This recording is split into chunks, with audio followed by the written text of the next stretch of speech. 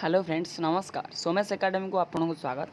देखंतु आपण तो थंबनेल रु जानि पारथिबे आज मु केउ विषय पर वीडियो बनाया को जाउछि। प्लस टू रिजल्ट रो तारीख को नै मु आज वीडियोटा बनाया जाउछि जाकि प्रबल पिलांग मन रे आशा थिबो को दिन आसीबो तारीख। एबे जिबा एबे आपण को मोबाइल किबा गूगल मोबाइल किबा लैपटॉप रे गोटे क्रोम ब्राउजर टी ऑन करंतु। मु गूगल ब्राउजर टी ऑन करछि ते सर्च करंतु साम्स ओडिशा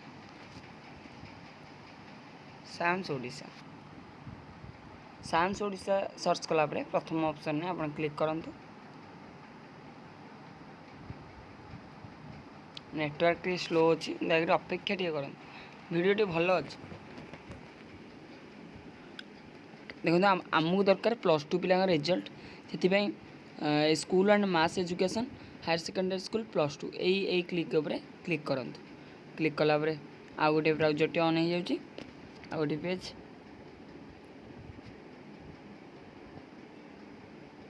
प्लेन दयाकरी खराब हेनी साइट टे स्लो अच्छी दयाकरी अपेक्षा करंतु आपण हितर आम जाए।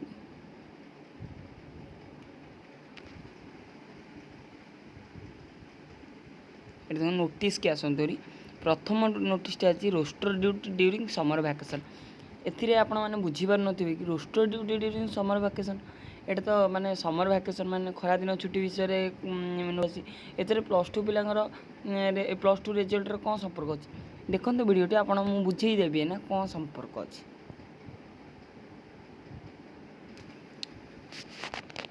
पीडीएफ टी डाउनलोड हो जाइए।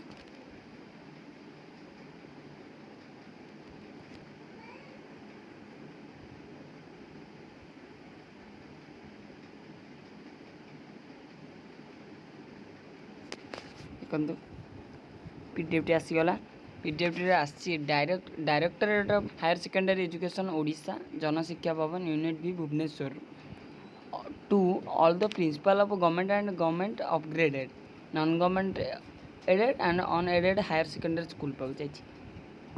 देखो एटा नंबर 4497 डेट 24/4/2024 रु आसी डेट हो 4/5/2024 देखो इन द व्यू ऑफ ये जगह देखो in the view of 12th board result declaration admission to class 11 ongoing academic support program and ensuing simultaneously general election 2024 ये कहवा को माने स्पष्ट कहवा जाऊँ आपण इलेक्शन पूर्व माने सेटा रिजल्ट आसी इलेक्शन पूर्व आमर बाहर जीव इलेक्शन तो अच्छी किंतु माने एतिकी रखते मे 15 भीतर तो बाहर अधिक चांस अच्छी तापर भी हो पारे मे लास्ट वीक पर्यंत आपड़ धरतु एठी कुआ जाइए क्लास 11 माने प्लस टू फास्ट इयर पिलांगर एडमिशन हबार अच्छी तापरे इलेक्शन हबार अच्छी जल्दी सी करेंगे जहाँकि आस period of 6:30 AM to 11:30 AM आर भर आम रिजल्ट बाहर